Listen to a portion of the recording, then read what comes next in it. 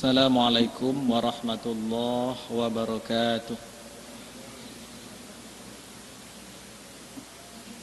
Alhamdulillah, nahmaduhu wa nasta'inuhu wa nastaghfiruh wa na'udzu billahi min syururi anfusina wa min sayyiati a'malina. May yahdihillahu fala mudhillalah wa may yudlil fala hadiyalah. Ashhadu an la ilaha illallah wahdahu la syarikalah wa ashhadu anna Muhammadan abduhu wa rasuluh. Allahumma salli ala Muhammad wa ala ali Muhammad. Rabbana zidna ilma warzuqna fahma. Bapak-bapak, ibu-ibu, hadirin hadirat yang dimuliakan Allah Subhanahu wa taala.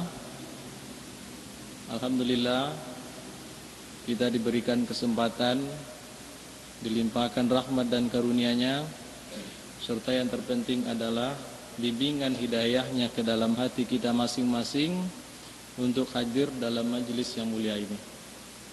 Tanpa semua itu mungkin kita tidak ada di tempat ini. Tapi alhamdulillah Allah berikan hidayah kepada kita untuk hadir dalam majelis yang mulia ini. Salawat dan salam kepada Nabi kita Muhammad sallallahu alaihi wasallam.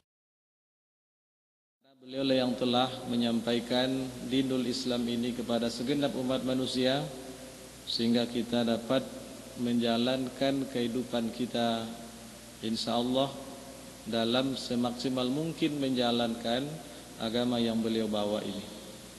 Karena inilah satu-satunya agama yang bisa menyelamatkan hidup manusia baik di dunia ataupun di akhirat kelak. Bapak dan Ibu hadirin yang dimuliakan Allah Subhanahu wa taala, kembali kita lanjutkan mengkaji kitab Al-I'tiqad wal Hidayah ila Sabilir Rasyad yang ditulis oleh Imam Al-Baihaqi, seorang ulama besar yang hidup pada abad ke-4 Hijriah. Pada bulan yang lalu kita sudah sampaikan sedikit tentang bab pertama.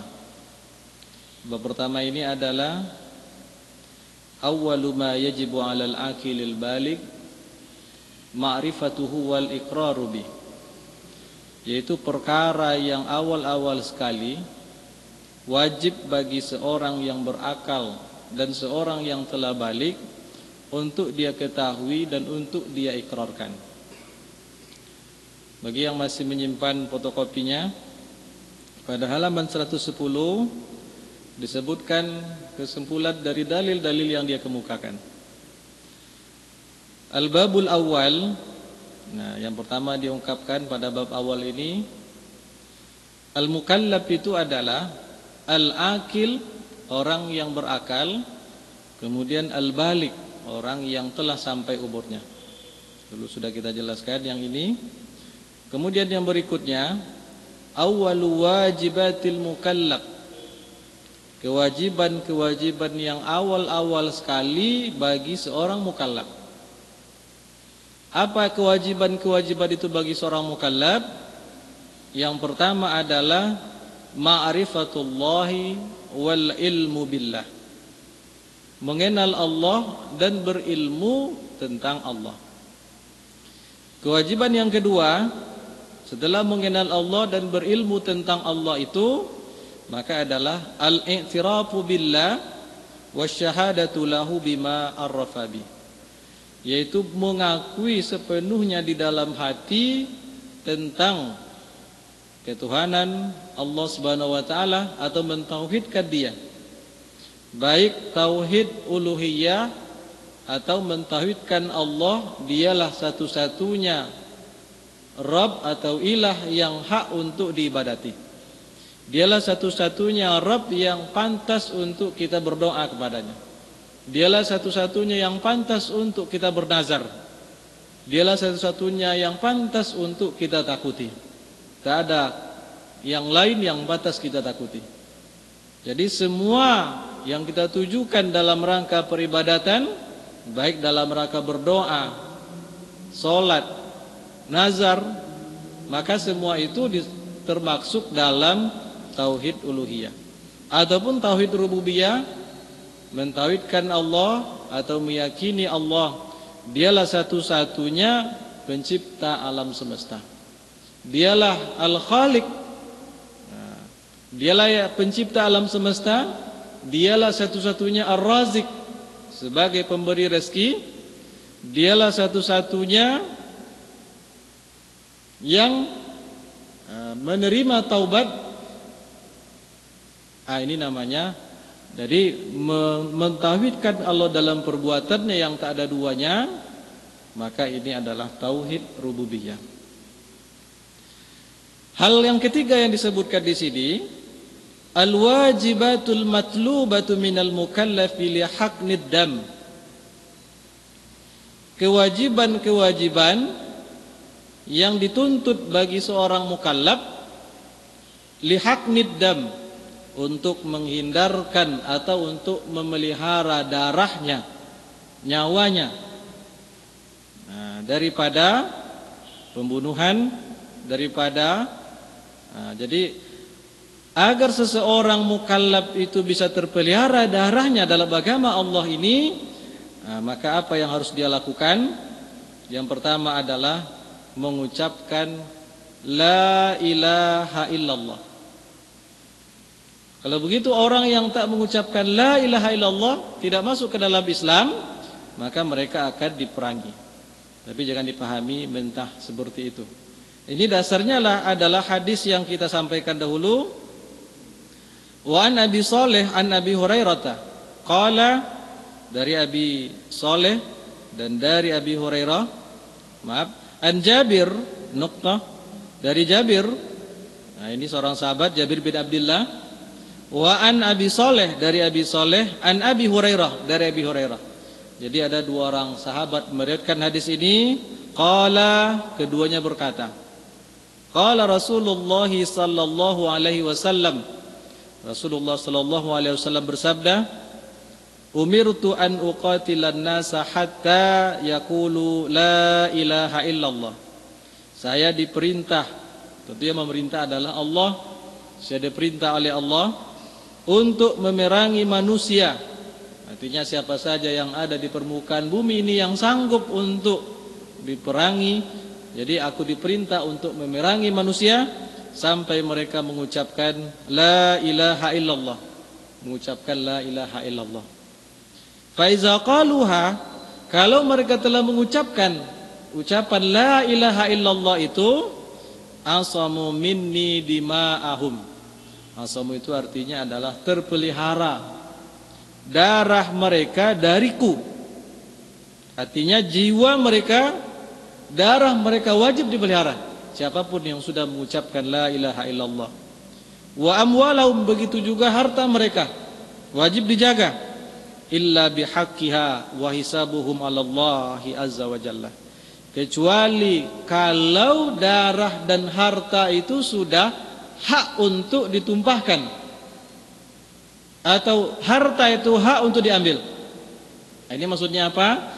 Kalau mereka telah melakukan salah satu dari yang tiga yang disebutkan dalam hadis yang lain. Darah manusia itu dalam Islam baru hak untuk ditumpahkan, atau seseorang baru boleh untuk dibunuh kalau dia melakukan salah satu dari yang tiga. Yang pertama, kalau dia membunuh, maka ini namanya qisas. Yang kedua, kalau ada seorang yang telah pernah menikah kemudian melakukan perbuatan zina, maka dibunuh dengan cara rajam. Dan yang ketiga, apabila seorang muslim telah murtad, maka hukumannya adalah hukuman bunuh. Ini yang dimaksud dengan illa bihaqqiha, kecuali kalau jiwa dan harta mereka itu telah hak untuk ditumpahkan karena melanggar hak Islam tadi. Dan hisab mereka itu diserahkan kepada Allah di akhirat kelak. Hadirin hadirat yang dimuliakan Allah Subhanahu wa taala.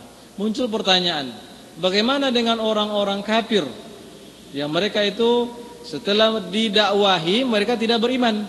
Apakah mesti dibunuh? Tentu tidak seperti itu. Karena ada hadis lain yang menyebutkan siapa yang menzolimi seorang kafir muahid atau kafir yang berada dalam perjanjian terhadap kaum muslimin, atau berada dalam perlindungan kaum muslimin, maka Rasul akan membelanya di akhirat kelak. Kalau begitu apa makna hadis ini?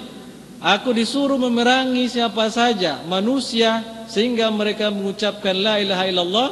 Nah, ingat, la ikraha fid din. Tidak ada paksaan untuk masuk ke dalam agama Islam. Tapi kalau sudah masuk, wajib dipaksa. Wajib dipaksa menunaikan sholat kalau sudah masuk.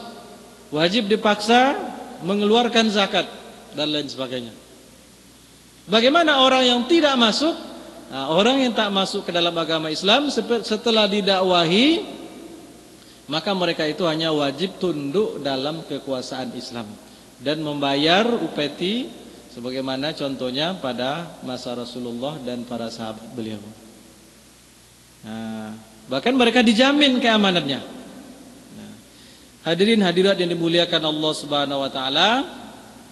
Nah, jadi yang pertama sekali, al-wajibatul matluba minal mukallaf. Nah, kewajiban yang dituntut bagi seorang mukallaf agar terpelihara darahnya adalah mengucapkan perkataan la ilaha illallah, atau kalau dia tak mau masuk ke dalam Islam, maka dia harus tunduk dengan kekuasaan Islam. Nah, ini namanya lihaqqid dam. Yang kedua, al-imanu bir rasul. Beriman kepada Rasulullah sallallahu alaihi wasallam bahwa beliau adalah utusan Allah Subhanahu wa taala.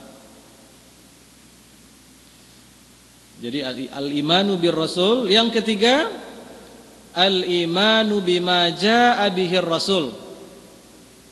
Beriman kepada apa yang dibawa oleh Rasulullah sallallahu alaihi wasallam. Nah, itu kewajiban yang awal dituntut bagi setiap orang mukallaf. Nah, berikutnya yang perlu kita pahami,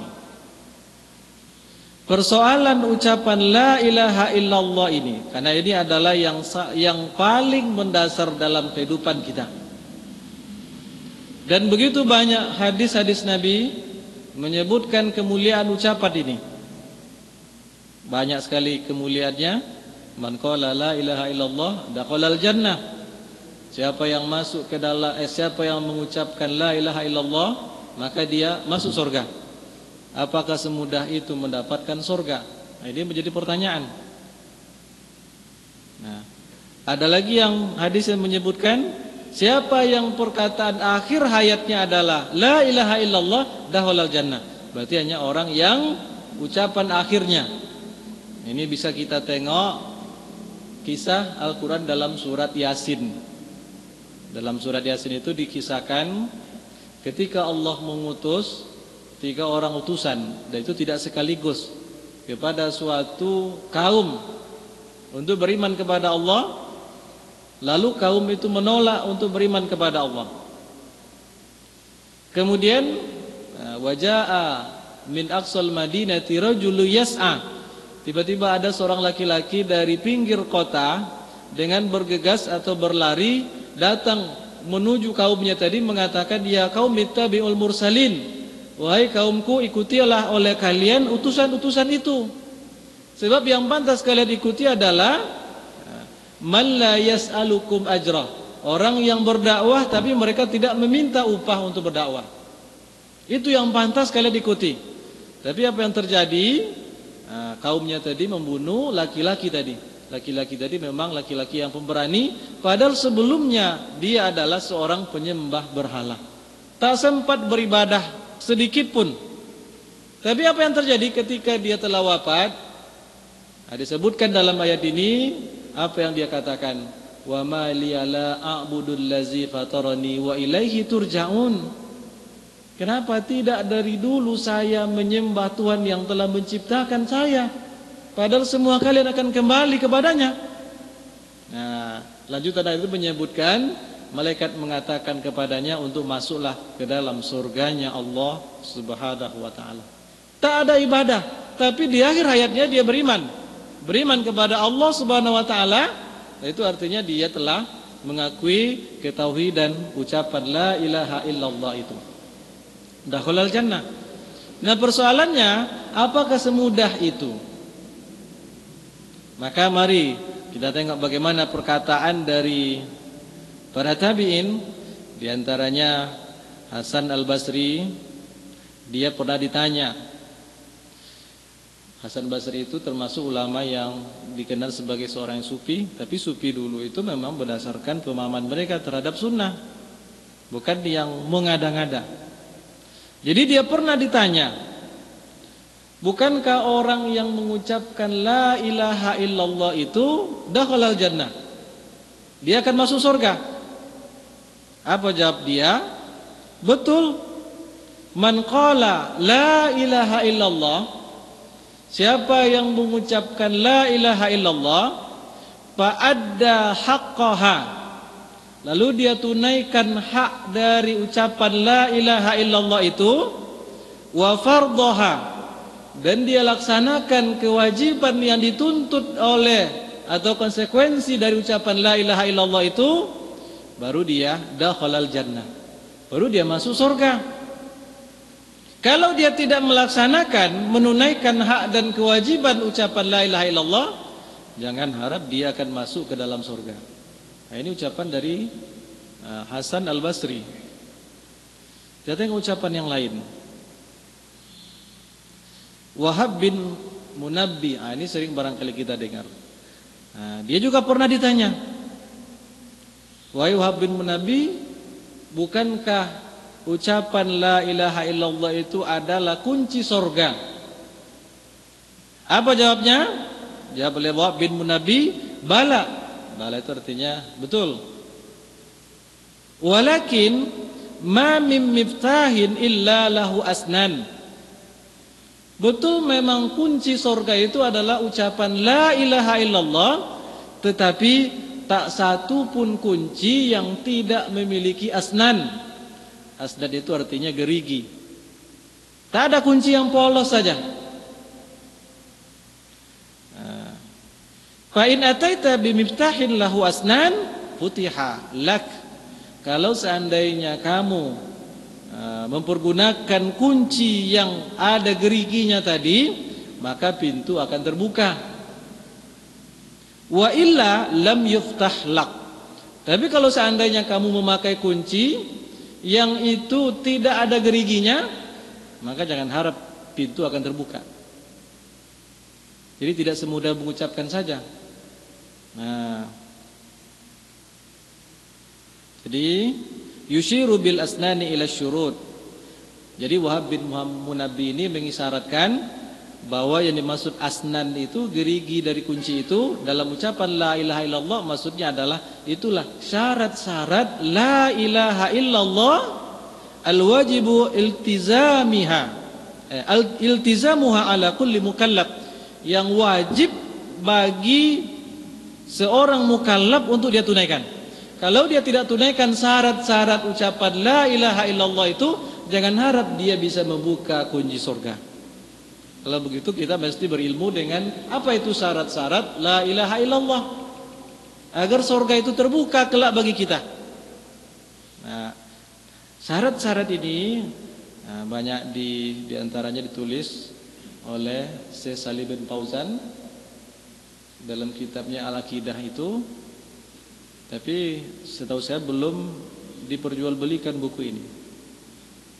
Diterbitkan oleh penerbit Universitas Islam Indonesia Yogyakarta dalam bahasa Indonesia. Nah, apa syarat-syaratnya? Syarat-syaratnya itu ada 7. Ini yang wajib kita ketahui dan wajib kita amalkan. Salah satu dari syarat yang 7 ini kalau tidak kita penuhi, maka itu artinya kita belum memenuhi syarat ucapan la ilaha illallah, dan itu tidak sah. Yang pertama, syarat dari ucapan la ilaha illallah itu adalah al-ilmu yunafil jahla.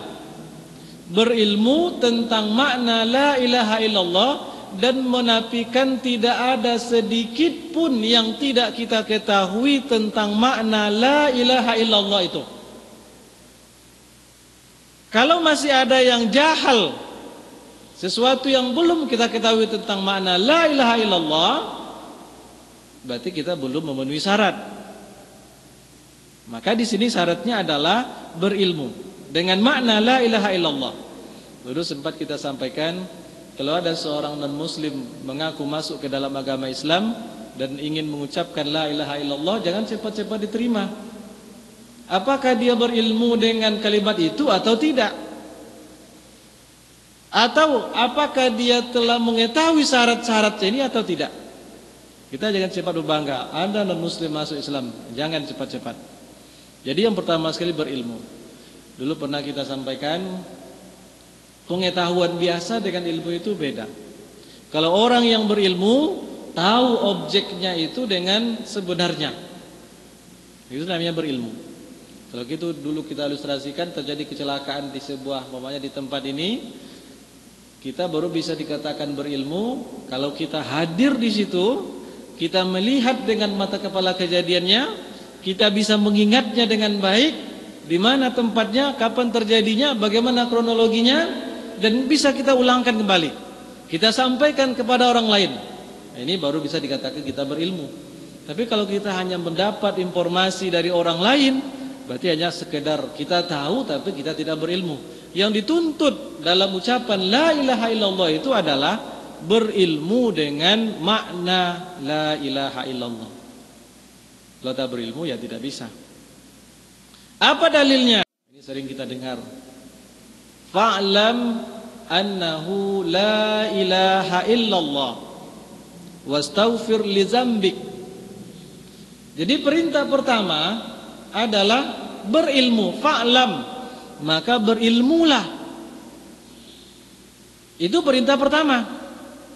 Berilmu tentang apa? Bahwasanya la ilaha illallah, tidak ada Tuhan yang hak disembah selain Allah. Wastaghfir li dzambik, dan mintakan ampun terhadap seluruh dosa-dosamu. Kalau begitu, kata fa'lam ini itu merupakan terkait erat dengan ucapan la ilaha illallah. Tak berilmu dengan la ilaha illallah, hanya mengucapkan saja tidak cukup, tapi mesti berilmu.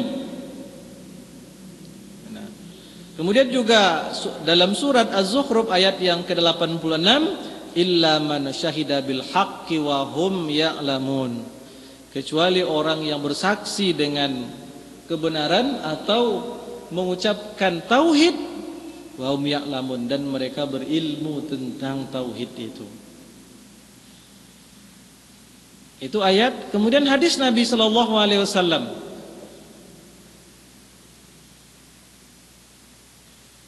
Rasulullah sallallahu alaihi wasallam bersabda, ini dari Utsman bin Affan, "Mamata, siapa yang mati, wa huwa ya'lam, dan dia berilmu, annahu la ilaha illallah, bahwasanya tidak ada Tuhan yang hak disembah selain Allah, dakhalal jannah, maka dia akan masuk surga." Jadi berilmu syarat yang pertama sekali. Nah, muncul pertanyaan, bagaimana dengan orang yang memang dia berilmu dengan ucapan la ilaha illallah, lalu dia ucapkan dengan lisannya, tapi dia bermaksiat. Walaupun dia bermaksiat, tapi dia tetap tidak melakukan perbuatan syirik, maka dia akan masuk ke dalam surga, tapi amalnya tetap ditimbang. Kalau semua manusia itu amalnya nanti akan ditimbang di mizan. Siapa yang timbangan kebaikannya lebih berat, dia langsung masuk ke surga. Tapi siapa yang timbangan dosanya lebih berat, dia masuk ke neraka, dibersihkan dulu. Tapi dia sudah punya tiket untuk masuk ke surga. Apa itu? Qaulu la ilaha illallah. Dan dia beriman dengan itu. Dia berilmu dengan itu. Dia sudah punya tiket. Maka sekarang yang kita perlombakan itu dalam kehidupan dunia ini adalah bagaimana amal soleh kita lebih berat daripada dosa-dosa kita. Tidak hanya cukup kita mengucapkan la ilaha illallah untuk terbebas sepenuhnya dari api neraka, tapi kita mesti beramal dengan amal soleh dengan sebanyak-banyaknya. Sebab kita saat ini tak satu pun orang yang bisa mengukur dosa saya baru sedikit, tidak bisa. Pahala saya sudah banyak, tidak bisa. Maka oleh karena itu kewajiban kita adalah berusaha. Jangan menganggap saya sudah berdakwah sekian puluh tahun, pahala saya sudah banyak, tidak bisa menjadi ukuran. Saya telah menjadi dai dan menyampaikan ayat Al-Quran dan hadis-hadis Nabi sekian lamanya dan sekian banyak orang yang sudah mengamalkan, belum tentu. Apa yang pernah dikatakan, ditangisi oleh Ibnu Qayyim Al-Jauzi. Ibnu Qayyim Al-Jauzi sama-sama kita kenal, dia muridnya Ibnu Taimiyah. Dia menyampaikan dakwah begitu luas sampai sekarang namanya masih harum. Dia pernah menangisi dirinya ketika dia menyampaikan dakwanya. Apa yang dia tangisi? Jangan-jangan semua orang yang dia dakwah itu masuk surga tapi dia tidak. Karena kewajiban sebagai seorang dai itu lebih tinggi daripada sebagai seorang pendengar. Wajib diamalkan dan banyak kewajiban-kewajiban yang lain berat.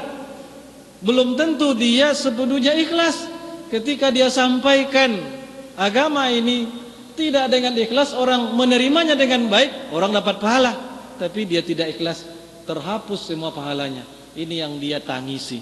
Jangan-jangan hatinya tak ikhlas. Nauzubillah. Begitu juga seorang imam, jangan dianggap dia telah mengimami sekian banyak orang, belum tentu dia yang paling mulia. Siapa tahu keikhlasannya tidak ada. Akhirnya inilah menjadi penyesalan. Ini yang ditangisi oleh Ibnu Qayyim Al-Jauzi itu. Suatu hal yang sangat luar biasa sekali dan dia sadari itu. Jadi jangan pernah kita berbangga, oh amal saya sudah banyak, jangan pernah. Dakwah saya sudah begitu luas, jangan. Karena Allah yang menilai.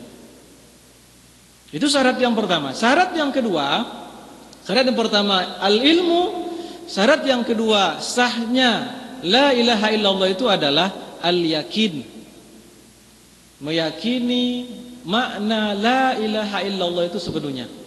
Kita perlu menyadari di dalam istilah-istilah Islam, kalau yang disebut dengan al-yakin itu adalah mempercayai sesuai dengan ilmu yang dia miliki, kebenaran ilmu itu 100%, sedikit pun tidak ada keraguan. Itu namanya baru yakin. Kalau masih ada sedikit saja keraguan, itu tidak bisa dikatakan yakin. Dalam istilah yang dibuat oleh para ulama, kalau al-yakin itu berilmu tentang sesuatu dan meyakini, mempercayai kebenarannya 100%. 0,00 sekian tidak ada keraguan sedikit pun. Orang yang beriman kepada la ilaha illallah, dia yakin 100% sedikit pun bahwa tidak ada Tuhan yang hak selain Allah. Kalau seandainya sedikit ada keraguan, itu tidak yakin namanya. Itu ada istilahnya az-zon. Zon itu sering diartikan dengan berprasangka, tapi prasangka ini lebih banyak percaya daripada ragunya. Antara 80%, 90% dia percaya, sedikit dia ragu, ini namanya zon. Maka sering juga az-zon itu diartikan dengan makna meyakini. Contohnya firman Allah dalam surah Al-Baqarah, allazina yazunnuna annahum mulaqu rabbihim wa annahum ilaihi raji'un. Orang-orang yang menjadikan solat dan sabar itu sebagai penolong hanyalah orang-orang yang azon, yakin bahwasanya mereka akan berjumpa dengan Tuhan mereka. Itu namanya azon. Kalau di bawah 80% keyakinannya, ini namanya raibah. Dia 70% yakin tapi 30% ragu. Ini namanya raibah. Dalam Al-Quran ada zalikal kitabul la raiba fihi hudal lil muttaqin. Kitab itu tidak ada sedikit pun raibah, keraguan. Jangankan sampai syak, raibah pun tidak ada. Nah, terhadap makna la ilaha illallah 100% tak kurang sedikit pun harus yakin dengan makna itu. Kalau seandainya masih kurang dari 100%, itu batal itu syaratnya. Nah, itu al-yakin. Apa dalilnya? Banyak sekali dalam ayat Al-Quran. Satu saja kita baca dalam surat Al-Hujurat ayat yang ke-15. A'udzubillahi minasyaitonir rajim. Innamal mu'minuna allazina amanu billahi wa rasuli summa lam yartabu. Sesungguhnya orang-orang yang beriman itu, yang betul-betul beriman, yang dikatakan mukmin, kalau sebuah kata disebut dalam bentuk isim fa'il, itu menunjukkan kekokohan makna itu. Kalau katanya mukmin, itu artinya orang yang betul-betul beriman. Siapa itu? Hanyalah orang-orang yang yakin beriman sepenuhnya dengan Allah dan kepada Rasulnya, summa kemudian lam yartabu, kemudian tidak ada keraguan sedikit pun. Itu baru namanya yakin. Tapi kalau masih ada keraguan walaupun sedikit, ini belum sampai kepada tingkat yakin. Kemudian juga hadis Nabi Shallallahu Alaihi Wasallam ini diriwayatkan oleh Imam Muslim dalam kitab Sahihnya dari sahabat Abu Hurairah. Rasulullah bersabda, "Asyhadu an la ilaha illallah wa anni Rasulullah." Siapa yang bersaksi bahwasanya tidak ada Tuhan yang hak selain Allah dan bahwasanya saya adalah utusan Allah, la yalqallaha bihima abdun ghairu syakkin fihima illa dakhalal jannah. Jadi siapa yang bersaksi tidak ada Tuhan yang hak selain Allah dan bahwasanya aku adalah utusan Allah, kemudian dia tidak menjumpai Allah dalam keadaan adanya syak, artinya dia betul-betul yakin, maka dia akan masuk surga. Dia yakin dengan makna la ilaha illallah wa anni Rasulullah itu, dan dia bertemu dengan Allah dengan keyakinan seperti itu tanpa ada syak sedikit pun, maka dia dakhalal jannah. Nah, kalau begitu syarat yang kedua adalah al-yakin. Banyak sekali juga hadis dalam Sahih Muslim, man lakaita min wara'i hadzal haid yashhadu an la ilaha illallah mustaiqinan biha qalbuhu fabashshirhu bil jannah. Siapa yang kamu temui di balik dinding ini, penghalang ini, yang bersyahadat bahwasanya tidak ada Tuhan yang hak selain Allah dan hatinya yakin, maka dia akan masuk ke dalam surga. Biha qalbuhu fabashshirhu bil jannah. Abu Hurairah, siapa yang kamu jumpai di balik dinding ini yang bersaksi tiada Tuhan yang hak selain Allah, yakin hatinya, bersaksi dia berarti dia ikrarkan, yakin hatinya, maka berilah kabar gembira kepadanya dengan surga. Dia akan masuk surga. Itu syarat yang kedua. Syarat yang ketiga, al-ikhlas. Nah, apa itu ikhlas? Kita coba tengok dulu dari mana kebahasaan. Ikhlas itu secara bahasa berasal dari kata kholasa, akhlasa.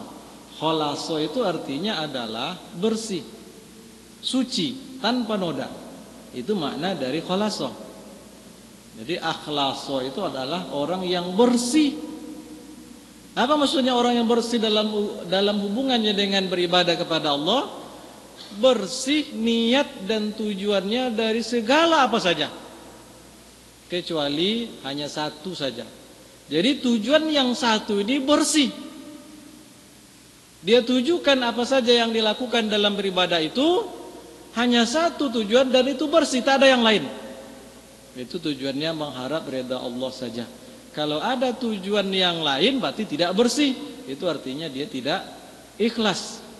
Maka dalam mengucapkan la ilaha illallah itu dia hatinya bersih, memang betul-betul karena Allah Subhanahu wa taala. Otomatis semua tuntutan ucapan la ilaha illallah berupa perbuatan, perkataan, meninggalkan yang dilarang, itu semata-mata bersih tujuannya karena Allah saja. Kalau ada campurnya berarti tidak ikhlas.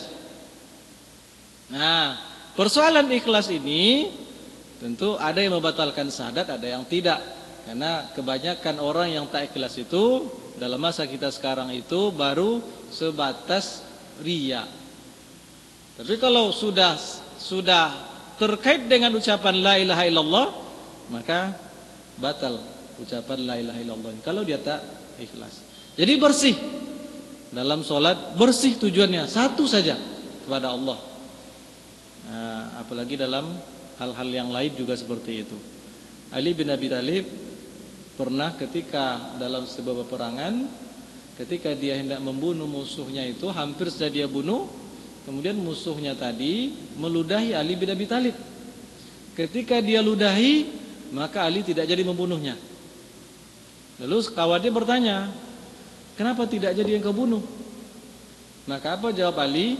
Saya khawatir kalau seandainya saya bunuh dengan pedang saya ini, saya khawatir saya membunuhnya tidak karena Allah, tidak bersih niatnya, tapi karena apa?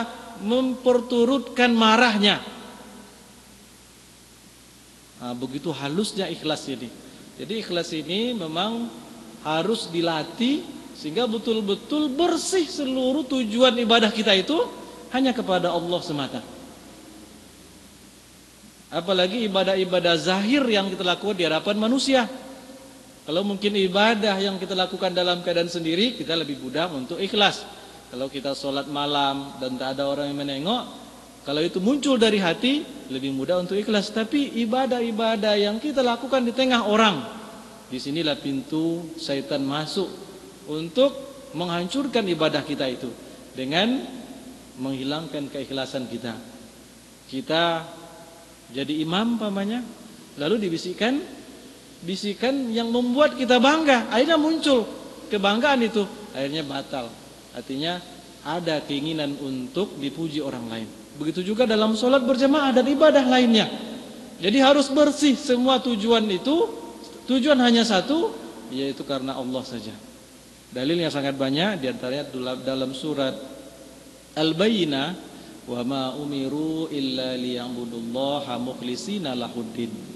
Dan mereka ahli kitab itu, Yahudi dan Nasrani, sama sekali tidak disuruh kecuali untuk menyembah Allah dalam keadaan bersih, ikhlas, tujuannya hanya kepada Allah.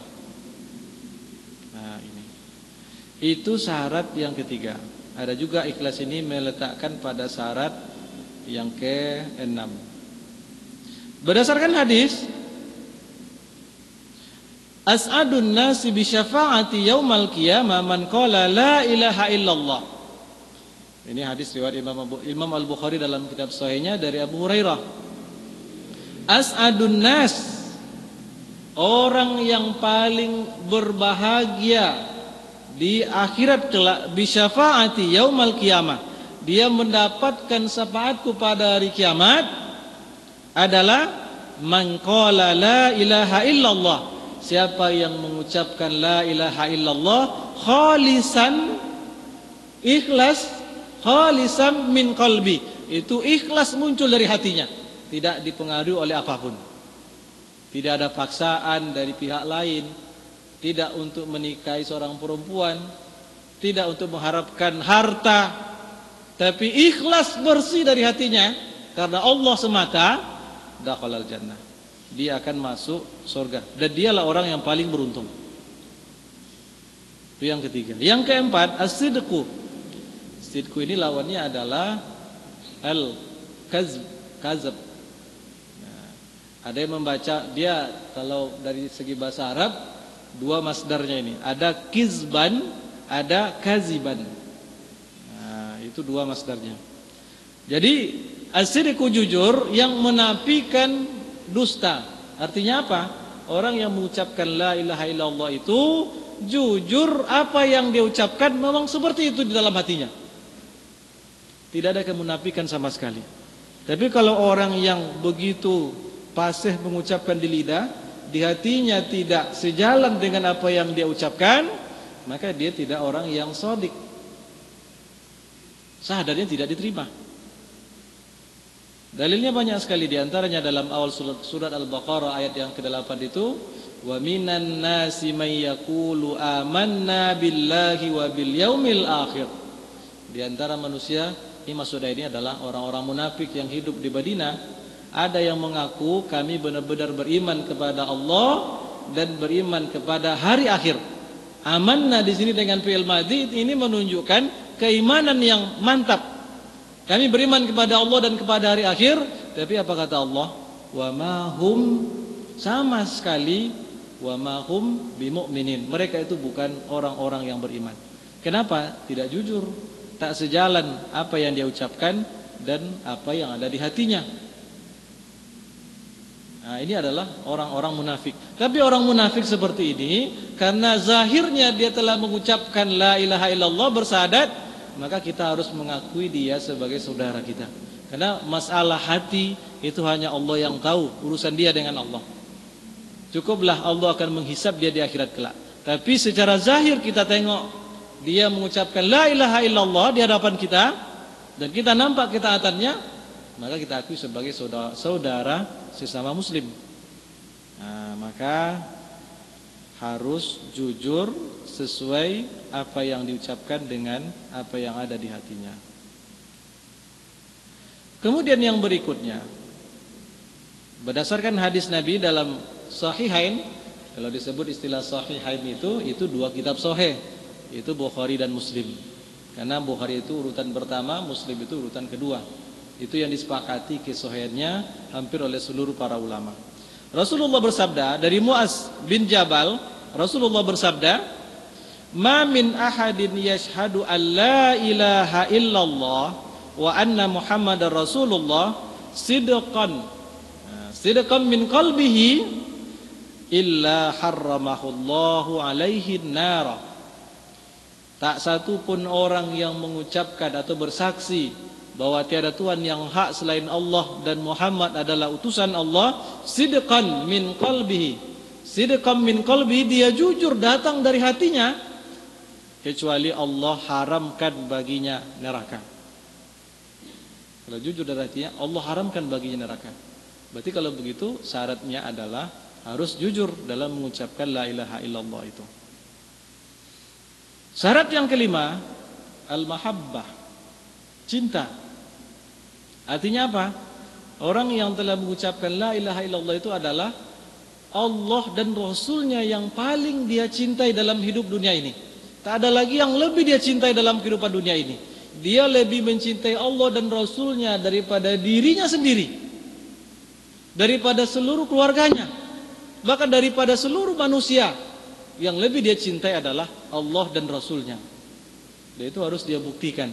Bagaimanapun tekanan kepada dia, maka Allah yang dia cintai.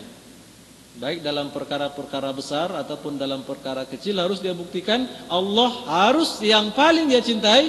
Dan ketika Allah memberikan perintah, itu yang harus dia berlomba-lomba mengikutinya. Kalau ada larangan, berlomba-lomba pula untuk menjauhi larangan itu. Ini bukti kecintaan.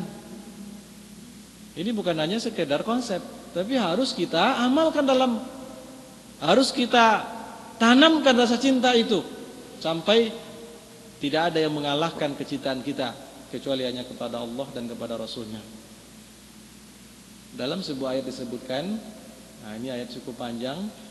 Nah, kalau seandainya bapak kalian, istri kalian, anak-anak kalian, rumah yang kalian tinggali, kendaraan kalian lebih kalian cintai daripada Allah dan daripada Rasulnya, maka tunggulah, fatarabbasu, maka tunggulah oleh kalian sampai Allah akan mendatangkan ketetapannya kepada kalian.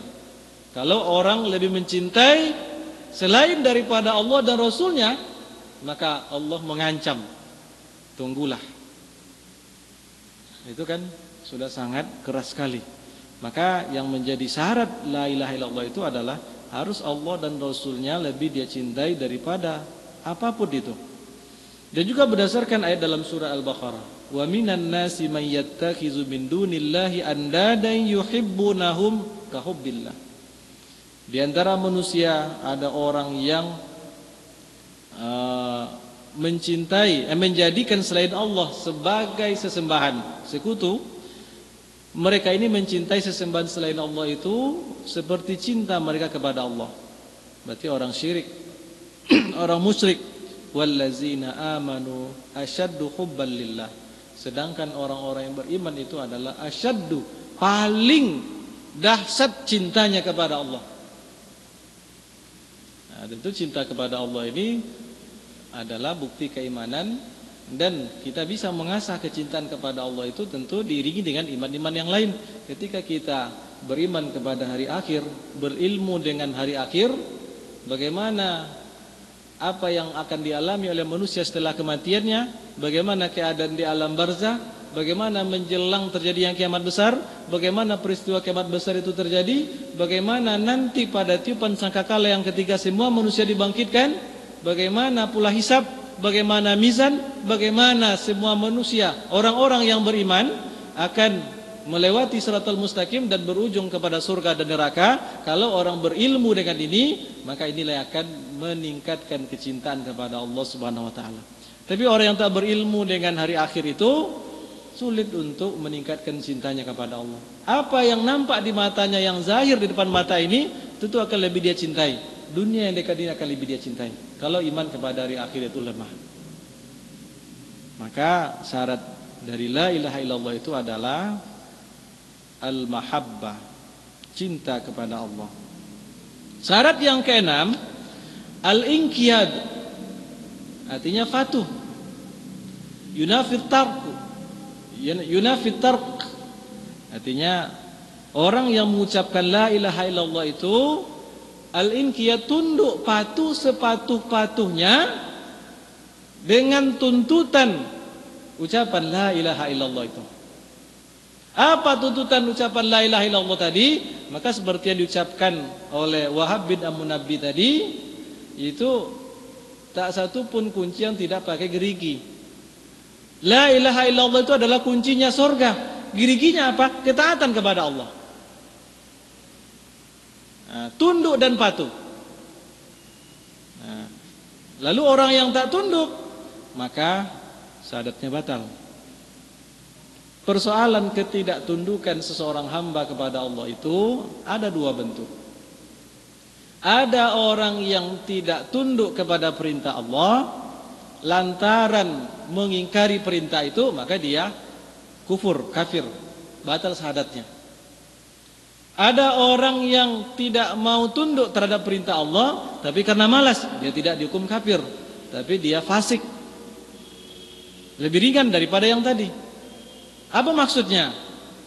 Umpamanya Allah dan Rasulnya memerintahkan melaksanakan sholat. Dia yakin sholat itu wajib, tapi dia meninggalkan dengan malas, maka dia fasik. Tapi kalau ada orang yang meyakini sholat itu tidak wajib, maka dia kufur. Contoh yang lain, ada orang, Rasulullah memerintahkan untuk berkurban, lalu dia tidak percaya kurban itu diperintahkan oleh Rasul Sallallahu Alaihi Wasallam. Padahal dalilnya begitu sahih, kuat. Kalau dia mengingkari perintah kurban, maka dia kafir. Tapi kalau dia tidak berkurban, bukan karena mengingkari, hanya karena malas, ini tidak ada konsekuensi apa-apa. Dia tidak dihukum kafir, tapi dia meninggalkan salah satu sunnah Rasulullah yang sangat-sangat ditekankan untuk dilaksanakan. Ini al-inqiyad, tunduk kepada Allah Subhanahu wa taala. Apa dalilnya? Termasuk dalam surat Luqman. Wa may yuslim wajhahu ilallahi wa huwa muhsinun faqad istamsaka bil urwatil wuthqa. Wa man itu kan mensyarat, artinya untuk menunjuk orang, siapapun, siapa saja, yuslim, yang menyerahkan wajhahu. Wajah itu kan wajah ini. Tapi ingat, banyak ungkapan ayat Al-Quran menyebutkan salah satu bentuk tubuh untuk menyebut seluruh tubuh. Artinya apa? Walaupun yang disebut di sini adalah wajah, muka, tapi yang dimaksud adalah totalitas diri manusia. Totalitas diri kita ini. Wa may yuslim wajhahu. Siapa yang menundukkan, menyerahkan totalitas dirinya sepenuhnya ilallah, kepada Allah, berarti bukan hanya menundukkan muka, bukan hanya orang yang bersujud, tapi menundukkan totalitas dirinya. Akalnya dia tundukkan untuk taat kepada Allah, hatinya dia tundukkan untuk taat kepada Allah, hawa nafsunya dia tundukkan, jasadnya, fisiknya dia tundukkan untuk taat kepada Allah. Itu namanya wajah. Wajah.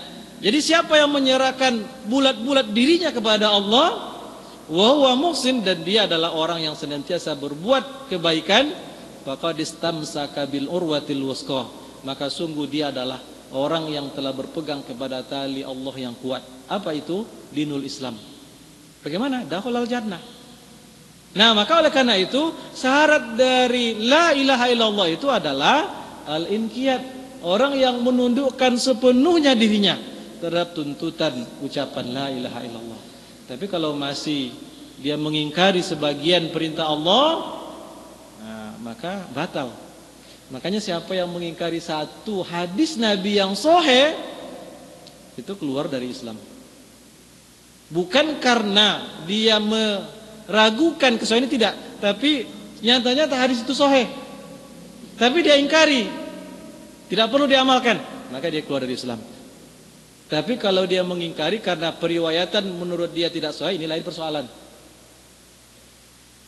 Satu hadis tidak boleh diingkari kalau itu sudah terbukti sahih. Itu namanya al-inqiyad.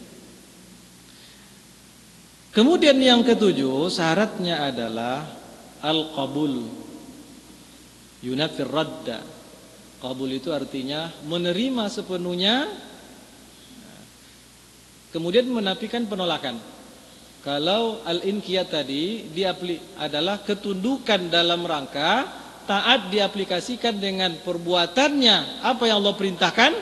Kalau qabul ini adalah menerima sepenuhnya dalam hatinya apa yang diperintahkan oleh Allah dan menerima pula dengan menjauhi apa saja yang dilarang oleh Allah Subhanahu wa taala. Dalilnya juga sangat banyak sekali. Itulah syarat ucapan la ilaha illallah. Baik, kembali kepada kitab kita. Jadi yang kedua tadi al-wajibatul matlubah minal mukallaf li haqnid dam, kewajiban yang dituntut bagi seorang mukallaf untuk membebaskan dirinya atau memelihara darahnya. Yang pertama qaulu la ilaha illallah, tentu dengan melengkapi seluruh syarat dan rukunnya. Nah, rukunnya ketinggalan, rukunnya ada dua. Yang pertama an-nafyu, dengan ucapan la ilaha itu menafikan seluruh bentuk Tuhan, tak satu pun ada Tuhan di alam semesta ini. Lalu al-isbat, menetapkan Tuhan itu hanya satu. Itu namanya rukunnya. Yang pertama jadi yang pertama untuk menghindarkan seseorang dirinya dari ditumpahkan darahnya, ucapan la ilaha illallah, al-imanu bir rasul, beriman kepada rasulnya. Kemudian al-imanu bima jaa bihi rasul, beriman dengan apa yang dibawa oleh Rasulullah sallallahu alaihi wasallam. Nah, persoalan berikutnya, mahwal iman, apa itu iman?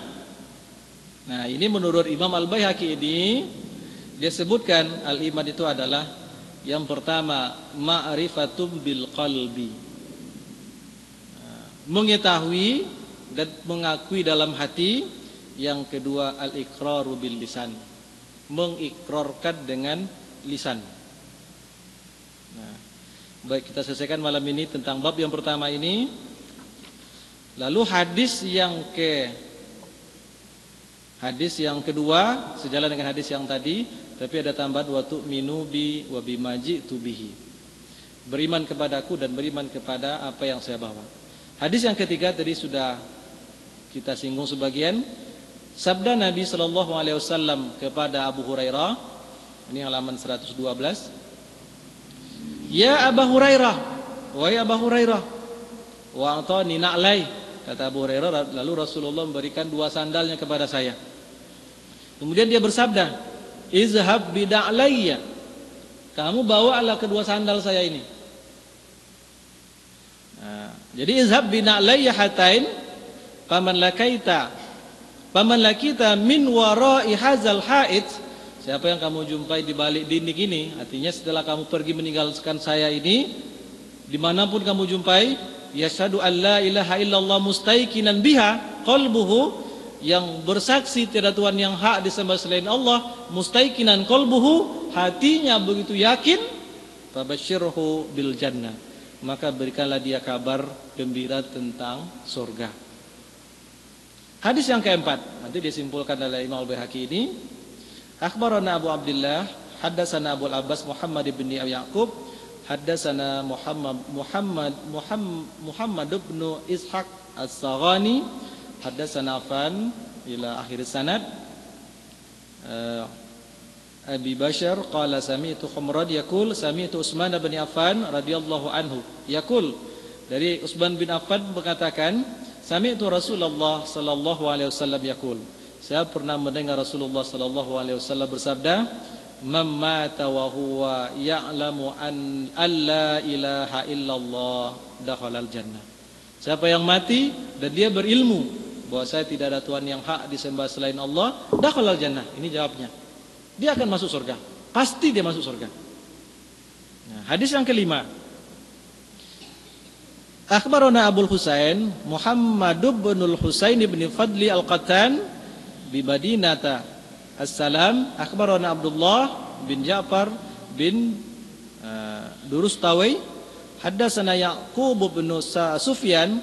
Haddatsana Abu Asim an Abdullah an Abdul Humaid bin Ja'far an Salih bin Abi Arif an Kasir bin Marrah an Muaz bin Jabalin anna Nabiy sallallahu alaihi wasallam qala man kana akhiru kalabihi la ilaha illallah wajabat lahul jannah.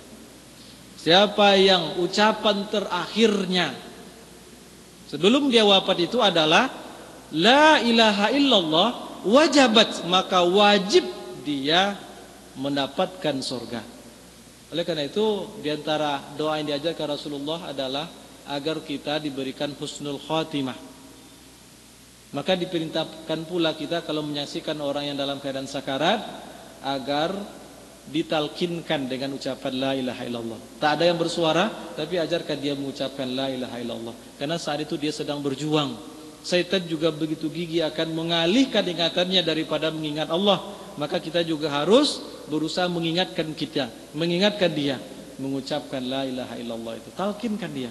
Sebab man kana akhiru kalamihi la ilaha illallah wajabat lahul jannah. Siapa yang ucapan terakhirnya sebelum dia wafat adalah la ilaha illallah, maka wajib baginya surga. Qala Syekh rahimahullah, ini kata murid dari Imam Al-Baihaqi ini, Syekh kita mengatakan, fa fil hadisil awwali bayanu ma yajibu 'alal mad'uwi ay ya'tiya bihi hatta yahkina bihi damah. Dalam hadis yang pertama itu umirtu an uqatilan nas hatta yaqulu la ilaha illallah. Saya disuruh memerangi manusia sampai mereka mengucapkan la ilaha illallah. Apa pelajarannya? Pada hadis itu adalah terdapat penjelasan sesuatu yang wajib bagi orang yang diajak untuk mengucapkan la ilaha illallah untuk masuk Islam. Apa yang wajib bagi mereka? Ayatiya, untuk melakukan apa yang menjadi sebab terpelihara darahnya. Itu maksudnya apa? Kalau kita mengajak orang non muslim, kalau Islam ini sudah jaya, maka mengajak orang non muslim itu wajib bagi kita untuk mengajak mereka masuk ke dalam Islam. Kalau mereka tidak mau mengucapkan la ilaha illallah, maka mereka wajib tunduk dengan ajaran Islam. Biarlah mereka kufur, tapi tunduk dengan aturan Islam. Nah, jadi persoalan akidah saja mereka yang beda, tapi dalam ajaran yang lain mereka harus tunduk. Nah, ini pelajaran pertama, sehingga darahnya bisa terpelihara. Pelajaran yang kedua, wa fil hadis tsani, pada hadis yang kedua, bayanu ma yajibu alaihi minal jam'i baina ma'rifatil qalbi wal iqrari bil lisan ma'al imkani hatta yasihha imanuhu. Nah, itu bacaannya. Pada hadis yang kedua, penjelasan tentang sesuatu yang wajib daripada mengumpulkan, yaitu apa yang harus dilakukan, dikumpulkan ma'rifatul qalbi, bahwa hatinya mengakui tentang makna la ilaha illallah. Kemudian yang kedua, wal iqraru bil lisan, kemudian dia ikrarkan dengan lisan. Dua-duanya wajib. Bukan hanya mengakui di hati. Kalau ada orang mengakui di hati tapi tidak mengucapkan dengan lisan, dia tidak kita akui sebagai saudara kita, walaupun hatinya telah beriman. Tapi kedua-duanya harus jamak, dikumpulkan. Akui, kemudian ucapkan. Makanya kalau ada orang non muslim masuk ke dalam Islam, kita minta pengakuan di hadapan bersama, agar kita akui sebagai saudara kita. Nah, ma'al imkan disertai dengan kemungkinan dalam pandangan manusia telah sah keimanannya itu. Tapi kalau ada tanda-tanda dia berdusta dengan ucapannya itu, maka kita harus menolaknya. Nah, itu pelajaran yang kedua. Wa fil khabari tsalisi war rabi', pada hadis yang ketiga dan hadis yang keempat, syartul wafati 'alal iman, itu adalah syarat kesempurnaan iman hatta yastahiqqa dukhulul jinan biwa'dillahi ta'ala jadduh wa billahi taufik. Jadi pada hadis yang ketiga tadi, memata wa huwa ya'lam annahu la ilaha illallah dakhalal jannah, siapa yang mati dan dia berilmu tidak ada Tuhan yang hak selain Allah, masuk surga. Hadis yang keempat, siapa yang pada akhir ucapannya adalah la ilaha illallah wajabat lahul jannah. Maka dua hadis ini merupakan syarat kesempurnaan iman yang menyebabkan seseorang itu berhak untuk masuk ke dalam surga sesuai dengan janji Allah yang Maha Kuasa. Nah, ini kesimpulannya. Bapak dan Ibu hadirin dirahmati Allah, inilah baru bab awal, yaitu awwalu ma yajibu 'alal akilil balik ma'rifatuhu wal iqraru bihi. Itu baru bab yang pertama yang disampaikan oleh Imam Al-Baihaqi dalam kitabnya ini. Demikian barangkali yang dapat kita sampaikan pada malam hari ini. Semoga ini menambah ilmu, keyakinan kita, dan menyempurnakan akidah kita kepada agama ini. Terima kasih atas perhatian. Mohon maaf atas khilaf dan kekurangan. Billahi taufiq wal hidayah. Wassalamualaikum warahmatullahi wabarakatuh.